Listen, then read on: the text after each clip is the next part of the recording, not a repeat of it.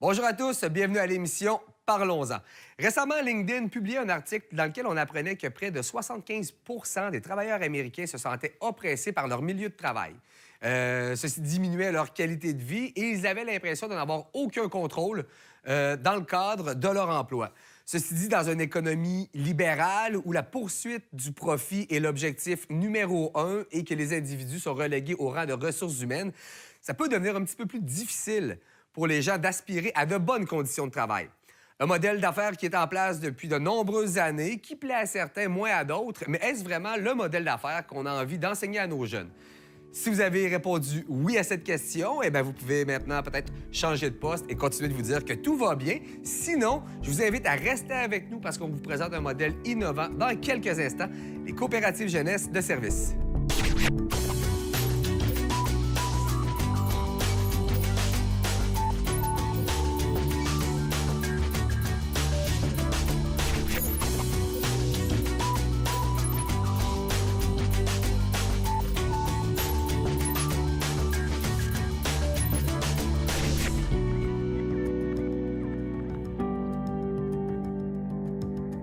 Donc, bonjour à tous. Cette semaine, à Parlons-en, on vous parle des coopératives jeunesse de service et j'ai une brochette d'invités qui est parfaite aujourd'hui parce qu'on va vraiment pouvoir faire le tour de la question dans différents points de vue. D'abord, ma première invitée, Oldie Joseph. Bonjour. Bonjour. Oldie, tu étudies à l'école secondaire Le Sommet et tu as participé à une coopérative jeunesse de service. Oui. On a également, dans le fond, Louis-Charles René, qui est enseignant actuellement au Cégep de Sainte-Foy, mais qui s'est impliqué pendant plusieurs années auprès de coopératives jeunesse de service. Exact. Donc, je trouve ça intéressant. Là, on a un point de vue utilisateur, on a un côté pratique et d'un côté théorique, Rose-Marie Lemieux, qui est APECJ pour le Conseil québécois de la coopération et de la mutualité. Exactement. Et pour bien débuter, on va y aller peut-être avec Rose-Marie, à qui je demanderais, en fait, là, de nous parler du rôle de l'APECJ, du Conseil québécois et des coopératives jeunesse de service. Mais on va t'interrompre si c'est trop long, OK? C'est bien correct.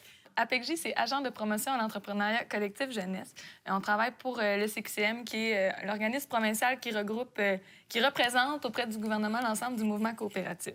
Donc, on est financé par le gouvernement, on est financé par le secrétariat à la jeunesse pour faire vivre des expériences d'entrepreneuriat coopératif dans le milieu scolaire et le milieu communautaire. Donc, on est un réseau d'agents déployés partout au Québec. Dans chacune des régions administratives, il y a un agent. Donc, on fait affaire avec les écoles, le milieu communautaire, qui sont intéressés à mettre en œuvre des projets dans leur milieu. Donc, nous, ce qu'on offre comme service, là, c'est de l'accompagnement, soit à la formation des animateurs. Donc, comme Louis-Charles René a vécu plusieurs années passées. Donc, il a vécu, lui, la formation pour devenir animateur de projet. Puis ça, c'était organisé là, régionalement par des agents comme nous. Puis aussi, on fait de l'accompagnement directement avec les jeunes dans les écoles, comme par exemple dans l'année scolaire, où là, on a plus le temps d'aller vraiment accompagner chacun des projets. Donc, on anime vraiment les ateliers là, pour amener chacun des projets à traverser là, chaque étape de mise en place de leur projet. Puis peut-être pour améliorer la compréhension, quand on parle des projets, c'est des projets d'entreprise qui vont se déployer, mettons, à l'été. Ça peut être dans le cadre scolaire, ça peut être à l'intérieur d'une école. Donc, un enseignant avec une classe qui, en anglais, veulent faire les choses différemment, peut faire appel à un APECJ de sa région pour mettre en place un projet dans sa classe où on va amener les jeunes à être au centre de l'action, à prendre des décisions pour gérer collectivement une entreprise dans leur école avec le modèle coop. Donc, il y a comme deux objectifs. Notre mandat, c'est tout ce qui est en lien avec la pédagogie entrepreneuriale, donc d'amener les jeunes dans le cadre scolaire à être dans l'action concrètement, faire des erreurs, prendre des décisions, faire des liens avec la communauté, s'organiser ensemble. Donc, ça change le fait d'apprendre vraiment de plus de façon magistrale. Puis aussi tout le volet, comment prendre des décisions ensemble, le volet démocratique, le volet coop, qui est un modèle d'entreprise qu'on n'enseigne pas beaucoup, qu'on n'entend pas beaucoup parler. Donc, c'est nous, en ce moment, au Québec, qui sont les ressources là, pour venir vraiment amener ces notions-là aux jeunes dans les écoles, puis dans le milieu communautaire l'été, comme les CJS. Donc, ça, c'est nos projets estivaux. qui sont vraiment des projets orientés vers l'offre de services de menus travaux à la communauté. Donc là, on est les ressources régionales aussi qui coordonnent un peu tout ça pour que ça Mais prenne bien place. une fois que vous êtes intervenu dans les milieux, Louis-Charles, est-ce que tu t'es senti... Parce que tu as suivi la formation proposée. Absolument, je l'ai donné aussi. Oui, Tu l'as on l'a donné donné aussi? ensemble même. OK. Puis est-ce que, après, si tu reviens à la première fois Ouais. là, où tu as entendu parler de tout ça, tu as suivi la formation, est-ce que tu te sentais prêt? Est-ce que la formation, dans le fond, elle était suffisante pour toi, pour te lancer là-dedans? Au début, on y va, on dit, bon, c'est correct, je vais avoir une job d'animation. Mais finalement, tu te rends compte de la profondeur du rôle que tu vas avoir, d'amener les jeunes dans un processus de prise en charge de leur coopérative. C'est ça qui est bien important dans le projet, c'est que c'est pas la nôtre, ça va être la leur. Ben oui. Au début, on va les aider beaucoup, on va le faire pour eux, mais à la fin, l'objectif, c'est qu'ils fassent seuls, finalement, qu'on s'efface du portrait de la coopérative. Et là, ça commence à faire peur à ce moment-là, parce qu'on se dit, mon Dieu, j'ai pas les connaissances, les habiletés pour faire ça, mais quand la formation avance, la formation elle-même, c'est un processus de prise en charge. Au début, les formateurs font beaucoup le travail, enseignent beaucoup de notions. C'est toujours dans des activités, c'est toujours dans une pédagogie qui est participative. Tranquillement, pas vite, sans qu'on s'en rende compte, le formateur te laisse aller, te laisse prendre de plus en plus de décisions jusqu'à l'apprentissage d'un conseil d'administration, à même la formation, où on laisse les animateurs prendre des décisions concrètes par rapport à leur formation qu'ils sont en train de suivre. Et là, il y a un point de bascule qui est franchi de la même manière qu'on devrait les amener dans une été, où les animateurs se rendent compte finalement qu'ils viennent de prendre en charge la formation qu'ils suivent, qu'ils pensaient recevoir, mais ils ont pris le contrôle de ça. Puis finalement, les notions, tu finis par les intégrer. Tu les as pas appris, tu les as absorbées, puis ça t'habite tout l'été par la suite. Toi, Aldi, quand tu t'es embarqué là-dedans, un projet de coopérative jeunesse de service, là, avec ce que tu viens d'entendre, est-ce que tu as l'impression que c'est effectivement ce que tu as vécu, que tu avais un encadrement, mais que c'était vous, les jeunes, qui preniez les décisions? Oui, exactement, parce qu'au début, tout le monde, les animateurs, ils nous aidaient. Puis là, après, vers la fin, ils s'effaçaient un peu plus. Puis là, c'était nous autres qui devaient, genre, prendre en charge notre entreprise. Et puis, tu sais, c'était vraiment une folle expérience, là, pour vrai. Ouais. Si je te demandais de me parler un peu là, de la CGS dans laquelle tu t'étais impliqué, là. C'était quoi comme organisation? Mais pour vrai, c'était vraiment le fun. Mais c'est juste qu'au début, on se connaissait pas beaucoup. Puis là, après, on a commencé à tisser des liens. On est devenus de famille. Puis là, c'était vraiment le fun. Puis aussi, genre, c'était nous autres qui devaient trouver les services qu'on voulait offrir aux gens. Puis là, après, on les prenait en note. Puis après, genre, on les montrait. On faisait une ouverture. Puis on leur disait qu'est-ce qu'on offrait. Puis là, après, ils nous appelaient. Après, c'est vraiment le fun. Wow. Puis, ouais. Dites-moi, quand les jeunes, justement, là, ont adopté certains consensus, nous, on va faire ça comme travaux, on va offrir ça comme service. Une fois là, qu'on sait qu'est-ce qu'on veut faire, comment est-ce que se déploient les projets de CJS? Est-ce que vous les accompagnez? Comment ça se passe, cette phase-là? Ben, c'est pas vraiment. Ben, eux autres, ouais, ils nous aidaient, là, les animateurs, mais c'était plus nous autres qui, mettons, durant le CA, on arrivait, on trouvait toutes les idées, qu'on avait trouvé des idées puis qu'on les avait votées. Là, après, on faisait l'équipe marketing, ouais. Ouais, c'est ça, là. Puis là, après, ils allaient mettre des affiches un peu partout puis pour dire qu'est-ce qu'on offrait. Puis là, on faisait des appels aussi à des gens, des trucs de même. Ouais. Fait que je comprends que personnellement, tu as beaucoup aimé cette expérience-là. Oui, j'ai adoré. Est-ce que tu as l'impression, parce que tu es en fin de parcours secondaire, fait que j'imagine que là, que tu commences à t'intéresser à ce que l'avenir te réserve, est-ce qu'il y a des expériences que tu as vécues au sein de ta CJS qui t'ont peut-être aidé à orienter tes choix vers les prochaines étapes, mettons, de ton parcours scolaire? Tu sais, je me suis rendu compte que j'aimais vraiment ça, parler avec des gens, puis tout, parce qu'au début, quand les clients nous appelaient, moi, ça me donnait un petit stress de devoir leur parler, remplir des contrats, puis après aller sur le lieu du contrat, puis leur faire l'estimation du contrat, puis, tu sais, ça me faisait un peu peur. J'avais comme peur de l'inconnu, mais après, je me suis rendu compte que finalement, c'est pas si pire, c'est juste vraiment le fun. Puis, c'est ça, là, c'est vraiment le fun. Wow, ouais. C'est cool. Justement, est-ce que dans les différents projets que vous avez accompagnés, que vous avez chapeautés, il y a des trucs, en fait, que vous êtes capable d'identifier comme de quoi sont des phases peut-être un petit peu plus difficiles pour les groupes de jeunes quand ils embarquent dans un projet? Je laisserais Charles répondre à cette question. Oui, il y a plein de choses que tu as dit qui m'interpellaient à ce niveau-là. Une des premières choses, c'est ça a été... On se connaissait pas. Dans le processus de sélection, on fait passer des entrevues, puis on fait par exprès d'essayer de créer un groupe qui est hétérogène sur toutes sortes d'aspects, puis qui va être obligé d'apprendre à travailler ensemble. Puis c'est un des premiers apprentissages qu'ils ont, c'est qu'ils apprennent l'autre. Ils apprennent la personne avec qui ils partagent leur collectivité, puis qu'il y a des forces, qu'il y a des faiblesses, que moi aussi j'en ai, puis qu'on va devoir travailler là-dessus. Puis ils apprennent à se connaître dans un cadre où s'il y avait des mauvaises expériences à l'école ou quoi que ce soit, c'est complètement effacé. Là, on est dans un processus où on travaille ensemble. Ça, c'est vraiment... Ça a été quelque chose qui m'a interpellé.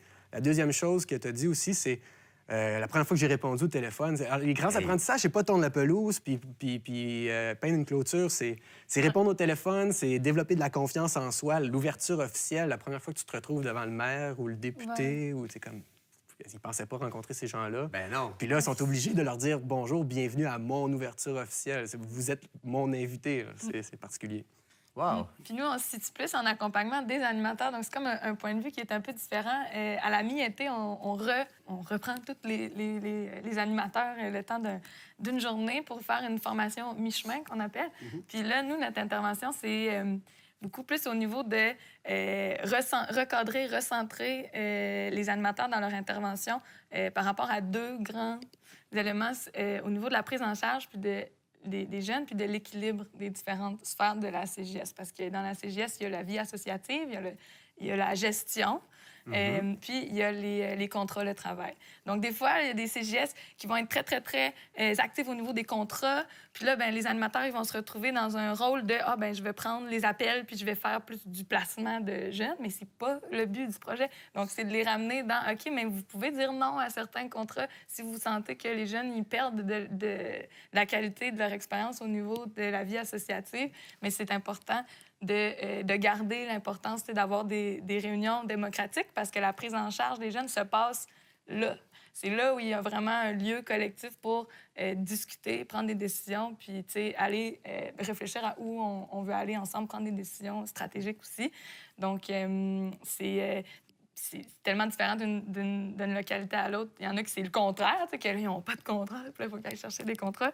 Donc, on a une grosse partie de la journée qui est aussi orienté vers le co-développement, la recherche de solutions entre animateurs. Donc, il serait vrai de dire que chaque projet de CJS est différent. Il n'y a pas un projet qui est pareil parce qu'il faut, comme tu le disais tantôt, au début, vous ne vous connaissez pas, vous vous rencontrez. Bien, il faut identifier à un moment donné quelles sont les compétences présentes dans une CJS, qu'est-ce qu'on a envie de faire. Est-ce que c'est vrai que c'est comme ça que ça se passe ou qu'il y a des modèles prédéfinis? Bien, en fait, c'est vrai qu'il y a vraiment un moment qui est prévu pour que les jeunes décident quels services ils vont offrir. Puis, c'est sûr que ça va varier d'une localité à l'autre. Si on pense plus Québec, centre-ville, métropolitain, bien, ils peuvent penser à la réalité de leur milieu, qu'est-ce qui pourrait intéresser vraiment le quartier du centre-ville. C'est très différent en région, comme sur la région de la Capitale-Nationale, on a beaucoup de CJS dans la région de Port-Neuf. Les CJS, là-bas, fonctionnent à plein régime. Ils ont beaucoup de contrats.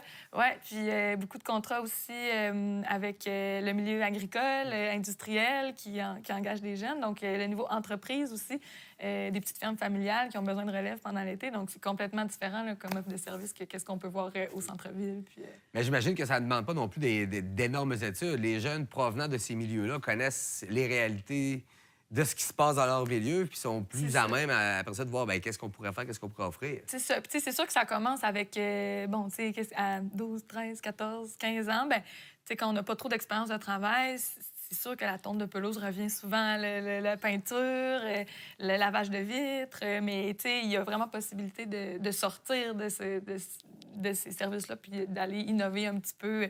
Il y a des CJS qui lavent des jouets dans les garderies. Il y en a d'autres qui font puis des je me rappelle, lavotos, à un moment donné aussi, il y avait une madame qui nous avait appelé pour nous demander de poser ses rideaux dans sa maison. Bien, c'est un essai, puis vous aviviez répondu oui, je Oui, oui. Ah, bien, crème, quand même. Du gardiennage d'animaux, des courses à l'épicerie pour des personnes âgées, des cours d'informatique, plein de choses. Ah, oui. Jardinage, désherbage. Jardinage, désherbage, oui, mon Si je te demandais justement ton expérience terrain, est-ce que les idées viennent rapidement ou vous avez besoin de peut-être en pousser un peu plus? Comment ça se passe? Bien, c'est sûr que la sélection des gens qui vont encadrer, des animateurs qui vont travailler avec les coopérants, se fait dans la collectivité, idéalement, où on va aller chercher des gens qui sont capables de s'adapter ou qui vont bien connaître les réalités de la collectivité. Fait il y a un accompagnement qui est fait par l'animateur, mais les idées viennent essentiellement... Les coopérants se demandent qu'est-ce qu'on est capable de faire, qu'est-ce que notre collectivité peut avoir comme besoin. Il reste ouvert à toute opportunité aussi.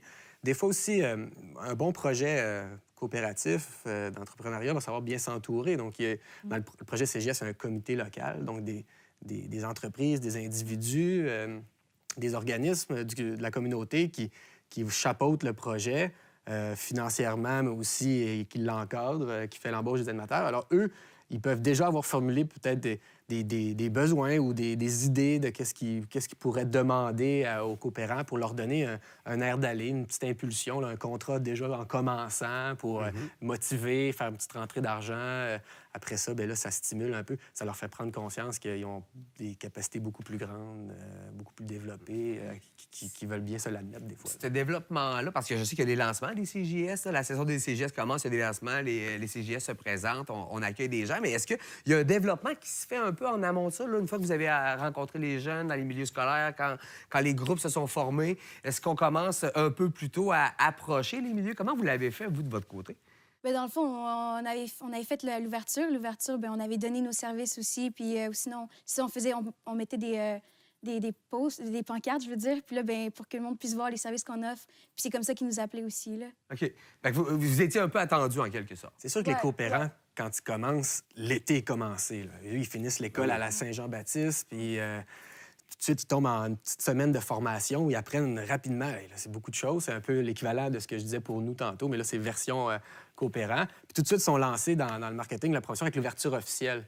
Nous, comme animateurs, avec en appui les APECJ, bien là, on a peut-être commencé à afficher un petit peu dans la collectivité. La CJS s'en vient. Les pages Facebook aussi sont assez dynamiques déjà actuellement pour le recrutement, pour la promotion de ce qui s'en vient, pour dire que le projet est toujours en vie, pour solliciter à la fois des jeunes qui pourraient revenir ou le bouche-à-oreille, mais aussi pour que les gens se disent « Ah oui, j'ai des petites job-ins qui s'en viennent cet été, je pourrais pas trop la faire vite au mois de mai, mais attendre juin, juillet que les coopérants arrivent en place. » C'est intéressant. Puis quand on en parle comme ça, ça s'apparente, j'ai l'impression, beaucoup à ce qui peut être offert, mettons, dans des MDJ, quand vient le temps de monter des projets, tout ça. Par contre, dans les CJS, il y a de l'argent impliqué, là. On parle de gérer des fonds parce qu'on vend nos services. C'est des emplois qu'on crée pour les jeunes. Comment ça se passe, cette gestion-là, au niveau de l'argent? Est-ce que c'est vraiment les jeunes qui sont appelés à s'occuper de tout ce volet-là ou l'animateur est là, c'est beau, je m'en occupe? Ah non, pas du tout. C'est un processus de prise en charge, encore une fois. L'animateur est beaucoup d'accompagnement au début parce que ça fait un peu peur. On se jette comme dans l'inconnu. De l'argent qui rentre, des payes, des gestions d'heures, la répartition des contrats, pas qu'il y ait de chicane oui, aussi. Vrai, oui, aussi. Pour s'assurer que tout le monde ait sa juste chance puis que ça soit équitable.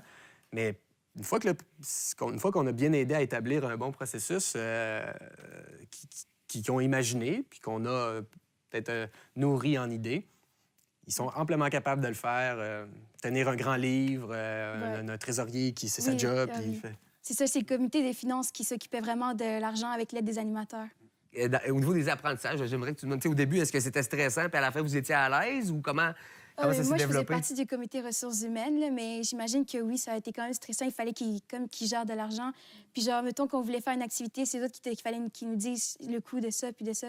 C'est quand même beaucoup de travail, là. Ben ouais. Ouais. C'est un bloc de la formation initiale des animateurs qui est très stressant pour les animateurs aussi parce que c'est souvent un profil d'animateur qui provient des domaines plus social, éducation même. Donc, même pour eux, c'est tout ce qui est, on dit le mot comptabilité, puis pour les animateurs même, c'est stressant. Mais le projet vient avec des outils puis une méthode de gestion qui est proposée puis qui a été modernisée aussi avec les années puis qui tend à aller vers plus même une gestion avec accéder à faire avec des comptes associations. Il y a des CGS qui fonctionnent comme ça maintenant. Donc, c'est tous des outils que les animateurs doivent s'approprier pour être ensuite à même de les amener aux coopérants, puis dans une perspective toujours d'aller du faire pour au laisser faire. Là. Comme disait Louis-Charles, on mise vraiment sur la prise en charge graduelle, donc de ne pas passer du faire pour au laisser faire, mais pendant une grande partie de l'été, les animateurs vont être dans un accompagnement qui se rapproche plus du faire et faire avec. Donc, on passe du faire pour au faire avec, au faire, puis au laisser faire. Donc, de ne pas passer de tout au tout parce que c'est important qu'il que les jeunes sentent qu'ils sont accompagnés dans les premières étapes de c'est de l'inconnu. Je ne sais pas ce qui se passe. Mais je trouve ça tellement intéressant de vous écouter parler parce qu'on évoque quand même des termes quand on parle du livre de paie, les registres des salaires, ressources humaines, ci, ça, alors que là, on parle de groupes de jeunes qui sont embarqués dans des projets entrepreneuriaux. Puis si on vérifie, mettons, auprès d'une clientèle adulte, dans la population générale, il y a probablement 50 des gens qui n'auront jamais même entendu parler de ça ou même savoir que ça existe. Très vrai. Au niveau C'est une des premières grandes révélations, même pour l'animateur dans sa Ouais. formation. Moi, c'est un volet que j'affectionne, le volet finance. Je l'ai donné beaucoup, même une fois formateur. Puis on leur dit, vous pensez que ça va être compliqué, mais regardez bien. Puis c'est une activité qui mène par eux-mêmes. Ils finissent par faire, d'apprendre par eux-mêmes dans cette activité-là. Puis ils font comme, OK, c'est juste ça. Ça serait même applicable dans ma vie si je voulais. Puis là, ils font comme, ben si j'ai pu l'apprendre si facilement, puis que c'est si facile à appliquer, ben mes coparents vont l'avoir, je vais leur faire vivre la même expérience. Ils récupèrent ce qu'ils viennent d'apprendre, ils le réutilisent, puis ça se passe bien habituellement. Ouais. Puis, tu sais, c'est intéressant aussi pour les travailleurs que vous allez devenir, que les jeunes vont devenir, d'avoir cette compréhension-là d'un mécanisme entrepreneurial. Quand il viendra le temps peut-être de faire des choix un peu plus tard, ça va te permettre peut-être en tant qu'employé d'être un peu plus alerte par rapport à tes conditions de travail. Tout à fait. Puis les exigences que tu es en mesure d'avoir, tu sais. Oui, tout à fait. Est-ce que les projets CJS, c'est tous des projets, en fait, qui durent le temps d'un été ou, tantôt, je pense que tu faisais référence aussi à des projets qui sont plus qui restent en place? C'est ça. Donc, nous, il y a ce qui se passe pendant l'année scolaire puis ce qui se passe pendant l'été. Donc, pendant l'année scolaire, c'est un programme qui s'appelle Jeunes Coop. Donc, c'est le programme dont on fait la promotion dans les écoles. Et ça peut aussi être dans les maisons des jeunes pendant l'année scolaire. Puis, ce programme-là, il est un peu plus je dirais, éclaté en termes de type d'entreprise. Donc, ça peut être soit une entreprise de service, ça peut être soit monter un événement, ça peut être une entreprise qui vend un produit, qui conçoit un produit, qui fabrique un produit. Donc là, c'est un peu plus lousse dans la façon aussi de faire les choses. Donc, on s'adapte beaucoup aux besoins du milieu, aux besoins de l'intervenant, aux besoins de l'organisme en question ou de l'école. Comme, par exemple, là, cette année... Soit que moi, je suis à l'échelle de la région, là, mais on a des projets à Saint-Charles-Garnier qui sont en train de monter un atelier de vélo, de réparation de vélos coopératifs dans leur école secondaire. Donc, eux, c'est en parascolaire. Puis, on les accompagne là, au niveau de la répartition des tâches des comités. Ils ont besoin, eux aussi, de gérer des finances, de faire de la promotion. Ils ont un comité même production au niveau de la gestion du matériel de l'atelier, de l'inventaire, des commandes avec les fournisseurs, etc. Donc, c'est des choses qui se passent dans nos écoles. Il y a des cafés étudiants aussi qui sont en train de naître. Il y en a un, entre autres, au Collège François de Laval, qui va être géré par et pour les étudiants. Puis ils sont super engagés là, dans leur démarche de s'offrir une coopérative de cantine là, avec une offre alimentaire pour les jeunes de l'école. Donc, ça, c'est des projets, en fait, qui ont été démarrés au jour 1, mais qui ont le potentiel de vivre tant aussi longtemps que l'école est en place. Exactement. Donc, on appelle ça le volet permanent des jeunes coop qui peuvent être ponctuels, donc le temps d'une année, puis des jeunes coop qui peuvent être permanentes, donc d'être vraiment pérennes à travers le temps. Puis est-ce que dans des modèles plus coop qui offrent des services à l'été, est-ce qu'on en voit, en fait, qui durent dans le temps puis qui décident, les jeunes, ils prennent goût puis ils disent, écoute, on peut offrir aussi des services en hiver, peut-être les fins de semaine. Est-ce qu'on en voit des coopératives qui décident de poursuivre leurs activités comme ça? Je dirais de plus en plus, en fait, il y a comme une tendance à faire des CJS annuels, donc des coopératives jeunesse de services qui offrent toutes sortes de services de menus travaux, puis qui vont durer là, pendant l'année. C'est juste que pour nous, ça demande une petite gymnastique un peu d'administration, en fait, avec l'organisme qui prend en charge le projet, veiller à ce que l'accompagnement puisse... qu'on puisse rester en accompagnement avec eux toute l'année. Mais c'est de plus en plus, il y en a. Ouais, mais il serait pas faux de penser non plus aussi qu'à un moment donné, l'organisation, les jeunes sont suffisamment autonomes pour poursuivre leurs activités en disant merci les APECJ, occupez-vous d'autres. À partir de maintenant, on est autonome puis on peut fonctionner. Tout à fait, vraiment. Puis, tu sais, nous, c'est dans cette optique-là aussi qu'on se voit. Tu sais, on est là pour donner la petite impulsion de démarrage avec les notions, les ateliers pour mettre en place le projet. Puis, notre objectif, c'est que le projet soit autonome dans son milieu. Donc, tu sais, que l'intervenant, l'animateur, il a moins besoin de nous à partir de moment puis que ça puisse durer.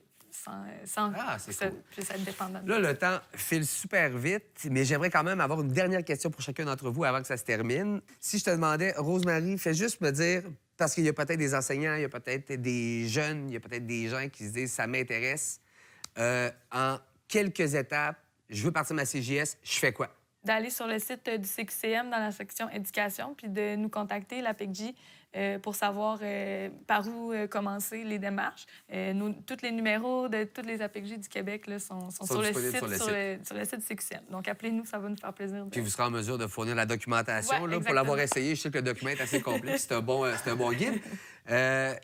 Pour les gens qui, eux, se disent « Crime, j'ai envie d'accompagner un groupe de jeunes, ça m'intéresse », toi, ça s'est passé comment ou qu'est-ce qu'il faut qu'ils fassent, ces gens-là? Qui se tiennent au courant, qui aillent voir, qui se questionnent sur les organismes qui chapeautent ce genre de projet-là. Les Carrefour Jeunesse Emploi sont des bonnes références pour ça, je crois toujours. Oui, tout à fait. Après ça, c'est d'y aller, de ne pas hésiter. On est la personne qui apprend définitivement le plus dans ce projet-là, sur soi, sa manière d'intervenir, sur les différentes sphères de la coopérative, sur comment travailler avec les jeunes. Ouais. Puis tu peux me confirmer que même si au départ, on a l'impression de peut-être pas avoir toutes les compétences requises, une fois qu'on est sur le terrain, on finit par s'adapter et on les acquiert. Alors, on découvre nous aussi qu'on a tout ce qu'il faut pour faire ça, oui. Excellent. Et je vais terminer avec toi, Oldie. Si je te demandais, là, en tant que fille qui a vécu l'expérience, est-ce que tu inciterais d'autres jeunes Et c'est sûr à le que faire? oui, là. C'est tellement une belle expérience. Puis après, moi, genre, ça m'a permis de développer mon autonomie, mon entre-gens. Comme on sort de cette expérience-là grandi. C'est vraiment une bonne idée d'y aller, mettons. Wow! Donc, merci à tous d'avoir pris du temps avec nous cet après-midi et poursuivi votre implication dans la promotion des CJS. Ça vaut la peine.